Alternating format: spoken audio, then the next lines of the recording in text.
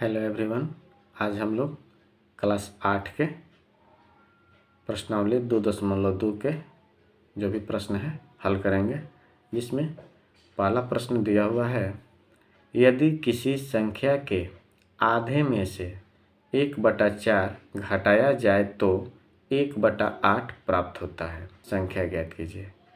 प्रश्न दिया हुआ है, प्रश्न कह रहा है कि कोई संख्या है उसका आधा कर दीजिए, आधा मतलब उसका बटा पे 2 कर दीजिए और उसमें से 1/4 घटा दीजिए तो कितना प्राप्त हो जाता है, 1/8 प्राप्त हो जाता है। तो संख्या ज्ञात कीजिए। ये एक चर रैखिक समीकरण चैप्टर है, जिसमें हम लोग समीकरण के माध्यम से इसको हल करेंगे और ये है एक चर वाला रैखिक समीकरण चैप्टर। ठीक है, तो हल करते हैं हम लोग एक्सरसाइज 2.2 का पहला प्रश्न। एक्सरसाइज 2.2 का पहला प्रश्न दिया हुआ है, किसी संख्या के आधे में से, तो हम लोग संख्या पूछ रहा है तो हम लोग क्या करेंगे, तो लिख लेंगे यहाँ पे माना संख्या बराबर x। ठीक है, प्रश्न से प्रश्न कह रहा है कि संख्या के आधे, यानी कि संख्या हम लोग को दिया हुआ है, इसका आधा कर दीजिए, यानी कि बटा में कितना कर दीजिए, 2 कर दीजिए। संख्या के आधा कर दिया और इसमें से क्या कह रहा है कि 1/4 घटाया जाए, यानी कि इसमें कितना घटा देना है, 1/4। तो हम लोग को कितना प्राप्त होता है, तो 1/8 प्राप्त होता है। फिर से प्रश्न देख लिया जाए अगेन। प्रश्न देखिएगा तो समझ में आएगा। प्रश्न कह रहा है कि किसी संख्या के आधे में से 1/4 घटाया जाए, आधा कीजिए, यानी कि उसका बटा 2 कर दीजिए। देखिए यहाँ पर क्या कर दिए, संख्या हम लोग का माना हुआ है x और इसका आधा कर दिए तो बटा 2 हो गया और इसमें 1/4 घटा देते हैं तो प्रश्न के अनुसार कितना प्राप्त होता है, तो 1/8 प्राप्त होता है। देखिए यहाँ पे लिखा हुआ है कि 1/8 प्राप्त होता है। ठीक है, तो हम लोग इसको अब क्या करेंगे, हल करेंगे। ठीक है, x/2 यहीं पे रख लेते हैं, चर राशि है और ये अचर राशि है तो इसको ले जाते हैं बराबर के उस साइड में। 1/8 माइनस 1/4 है तो इधर जाएगा तो क्या हो जाएगा, 1/4 प्लस में हो जाएगा। x/2 बराबर 8 और 4 का एलसीएम निकालेंगे तो कितना हो जाएगा, 8 होगा। 8 में 8 से भाग देंगे तो कितना बार में जाएगा, एक बार में, और 1 से गुना कर देंगे तो कितना होगा, 1 होगा। प्लस 4 से 8 में भाग देंगे तो क्या बार में जाएगा, 2 बार में। 2 से 1 से गुना करेंगे तो कितना होगा, 2 होगा।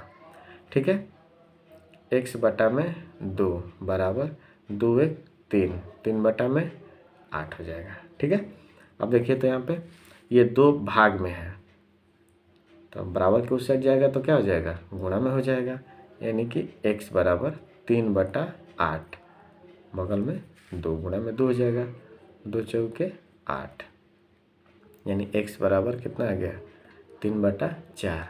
और x हम लोग माने क्या है, संख्या माने, यानी कि संख्या की जगह पर क्या है, x, यानी x का मान कितना हम लोग आता है, 3/4। इसलिए यहाँ पे लिखेंगे संख्या बराबर 3/4, हम लोग का क्या हो जाएगा, आंसर हो जाएगा। ठीक है, चलिए अब आगे बढ़ते हैं नंबर 2 के प्रश्न की तरफ। नंबर 2 प्रश्न क्या कह रहा है, देख लेते हैं हम लोग। प्रश्न कह रहा है, यदि किसी आयत की लंबाई और चौड़ाई का अंतर 5 मीटर हो, लंबाई और चौड़ाई का अंतर कितना हो, 5, यानी कहने का मतलब यदि लंबाई 20 हो तो चौड़ाई कितना होना चाहिए, 15। यदि लंबाई 25 हो तो चौड़ाई कितना होना चाहिए, 20, यानी 5 का अंतर होना चाहिए। मान लीजिए चौड़ाई 12 है तो लंबाई कितना हो जाएगा, 17 हो जाएगा। मान लीजिए चौड़ाई 18 है तो लंबाई कितना हो जाएगा, 23, यानी कि 5 का अंतर, 5 बड़ा होना चाहिए लंबाई को। यानी कि चौड़ाई मान लेते हैं 4 तो लंबाई कितना होगा, 9, तब ना घटाएंगे तो हम लोग का 5 प्राप्त होगा। ठीक है, लंबाई 5 होना बड़ा, यानी कि चौड़ाई से लंबाई कितना होना जरूरी है, 5 मीटर बड़ा होना है। और क्या कह रहा है, इसका परिमिति कितना है जी, यानी परिमाप 110 मीटर हो तो लंबाई एवं चौड़ाई ज्ञात कीजिए। इसका लंबाई और चौड़ाई ज्ञात करना है हम लोगों को। ठीक है, चलिए इसको हल करते हैं। नंबर 2 प्रश्न देखा जाए तो पहले एक आकृति बनाते हैं। सपोज दैट आयत हम लोग का इसी तरह का होता है। मान लीजिए ये चौड़ाई है, चौड़ाई को हम लोग मान लेते हैं x, तो लंबाई कितना हो जाएगा x+5। कैसे जरा देखिए, मान लीजिए हम इसको लंबाई को, दोनों का अंतर कितना होना चाहिए, 5 का दे रहा है ना प्रश्न है। तो मान लीजिए हम इसको मान लेते हैं 18, चौड़ाई कितना मान लेते हैं 18, तो लंबाई कितना होगा 23। तभी तो 23 में से हम लोग 18 घटाएंगे तो कितना अंतर होगा 5। यानी कि चौड़ाई से लंबाई का कितना होना, बड़ा होना जरूरी है 5। लंबाई बड़ा होता है चौड़ाई से, तो क्या होना चाहिए 5 होना चाहिए, बड़ा होना चाहिए। तो हम लोग क्या कर देंगे, लंबाई में 5 जोड़ देंगे, वो 5 बड़ा हो जाएगा अपने आप। उसी प्रकार आप बनाने के लिए रैखिक समीकरण है एक चर वाला, तो उसको बनाएंगे कैसे, देखिए यहाँ पे लिखते हैं, माना आयत की चौड़ाई बराबर x, इसलिए लंबाई बराबर x+5। ठीक है, देखिए यहाँ पर माने है ना x, तो लंबाई कितना हो गया x+5। चूँकि प्रश्न से अब आयत का परिमाप या परिमिति बातें क्या होता है, बराबर सूत्र होता है 2 कोष्ठ लंबाई जोड़ चौड़ाई, ये सूत्र होता है। तो आयत का परिमाप हम लोग का दिया हुआ है कितना है 110, बराबर के नीचे बराबर 2, लंबाई का मान हम लोग का कितना है x+5 प्लस चौड़ाई का मान कितना है x। ठीक है, 110 बराबर 2, x और x कितना x हो जाएगा 2x + 5, 110, 2 से गुना कर दीजिए इसमें, 4x 2 × 10, 2 से गुना होगा तो 4 होगा। ये 10 जोड़ है, इधर आएगा तो क्या हो जाएगा घटाव में हो जाएगा, बराबर इतना, इधर कितना बचा 4x, घटाएंगे तो कितना हो जाएगा 100 बराबर 4x। ये 4 गुणा में है, इधर आएगा तो क्या हो जाएगा भाग में हो जाएगा, बराबर x कटा देंगे, 25 चौका 100, यानी x बराबर कितना आ गया जी 25। x बराबर कितना आ गया 25। x हम लोग माने क्या है प्रश्न में देखिए, तो x क्या माने हैं चौड़ाई, यानी कि चौड़ाई का मान हम लोग का कितना आ गया 25, यहाँ पर लिखेंगे, इसलिए आयत की चौड़ाई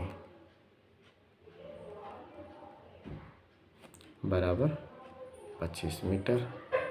लंबाई कितना हो जाएगा इसी अनुरूप, 5 से अधिक है ना, तो 25 + 5 यानी कि 30 मीटर, ये हम लोग का आंसर हो जाएगा। ठीक है, प्रश्न संख्या 3 की तरफ बढ़ते हैं। तीसरा प्रश्न क्या कह रहा है देखते हैं। चीनी के मूल्य में 25% की वृद्धि होने पर अब 1 किलोग्राम चीनी का मूल्य 32 रुपया है, तो प्रारंभ में चीनी का मूल्य प्रति किलोग्राम क्या था। यानी कि कहने का मतलब कि प्रारंभ में चीनी का मूल्य ज्ञात करना है। चीनी के मूल्य में 25% की वृद्धि हो गई है। चीनी के मूल्य में कितनी वृद्धि हो गई है 25% की। तो चीनी अब 1 किलोग्राम कितने का मिल रहा है 32 रुपये का, और पहले कितने का मिलता था वही हमें ज्ञात करना है। यानी कह रहा है कि प्रारंभ में चीनी का मूल्य प्रति किलोग्राम क्या था आपको ज्ञात करना है। देखते हैं इसको।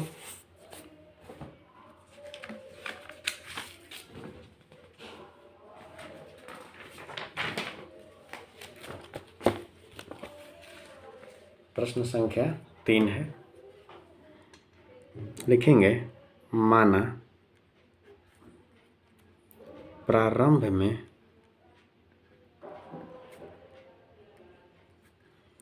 चीनी का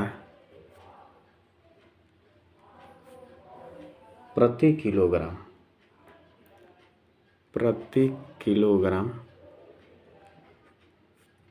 मूल्य बराबर 100 रुपया। यानी कि पहले हम लोग को चीनी 1 किलोग्राम कितने का मिलता था 100 रुपया में, प्रश्न से। पहले हम लोग का चीनी कितना में मिलता था? 100 रुपया में। अब उसमें वृद्धि कितना का हो गया है जी? तो 25% की वृद्धि हो गई, यानी कि जो मिलता था उसमें का उसका 25% बढ़ गया है। तो अब जोड़ दे रहे हैं दोनों का दाम, तो कितना हो जा रहा है जी? तो 32 रुपये हो जा रहा है। ये ना कह रहा है कि चीनी का मूल्य जो मिलता था ठीक है, अब उसमें उसका कितना प्रतिशत बढ़ गया है? 25%। जब 25% बढ़ गया है उस दाम को और पहले वाले दाम को जोड़ देंगे तो कितना हो जा रहा है? 32 रुपये। अब इसका मान ज्ञात करना है। देखिए यहाँ पे हल करते हैं। x प्लस एक्स का मतलब गुणा होता है 25/100 बराबर 32। 25 चौका 100 पर में 1। x प्लस एक्स में 1 से गुना करेंगे तो 1/4 बराबर 32। इसके बटा में भी 1 कर लिया जाए, एलसीएम निकाल लेते हैं लघुत्तम, तो 4 होगा। 4 बार में 4 से 1 से गुना करेंगे 4x। 4 में 4 से भाग देंगे, 1 बार में 1 ले 1 से गुना करेंगे x बराबर 32। कितना हो जाएगा? 5x बटा में 4 बराबर 32। 5x 4 भाग में है, उधर जाएगा तो गुणा में हो जाएगा। 5x बराबर गुणा कर देंगे, 4 दूनी 8, 4 तीन 12, 128। x बराबर 128 बटे में 5, यानी इतना आ गया। अब क्या करेंगे? 128 में 5 से भाग देंगे। देखिए यहाँ पे कर दे रहे हैं, 5 दूनी 10, 8 उतरेगा 50, 25, 3 बचा, दशमलव देंगे 0, 5 छक्का 30। ठीक है, यानी कि x बराबर 25.6, 0 यहाँ पर बैठा देंगे, इतना रुपया। यानी कि x हम लोग क्या माने हैं जी? तो प्रारंभ में 1 किलोग्राम चीनी का मूल्य माने हैं। x का मान हम लोग का आता कितना है जी? तो 25 रुपया 60 पैसा। तो यहाँ पे लिखेंगे, इसलिए प्रारंभ में चीनी का प्रति किलोग्राम मूल्य बराबर 25.60 पैसा। कितना रुपया? आंसर हो जाएगा, यानी कि 25 रुपये 60 पैसे का 1 किलोग्राम चीनी मिलता था। ठीक है, अगला प्रश्न है हम लोग का